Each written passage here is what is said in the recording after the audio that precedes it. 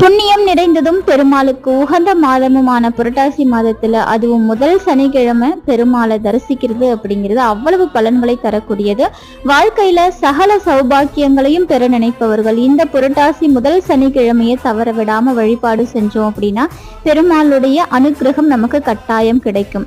இந்த புரட்டாசி மாதத்தின் வழிபாடு இந்த புரட்டாசி மாதம் முழுக்க சனிக்கிழமை மற்றும் புதன்கிழமைகள்ல வருகின்ற வழிபாடு நாம எப்படி செய்யலாம் அப்படிங்கிற ஃபுல் டீடைல் வீடியோ இதுல ஷேர் பண்ணிருக்கேன், மிஸ் பண்ணாம பாருங்க. பொதுவா புரட்டாசி மாதம் அப்படிங்கிறது முழுக்க முழுக்க தெய்வ வழிபாட்டிற்குரிய மாதமாகும். அதனாலதான் இந்த மாதத்துல திருமணம் போன்ற சுப காரியங்களை தவிர்க்க வேண்டும் அப்படின்னு முன்னோர்கள் சொல்லியிருக்காங்க.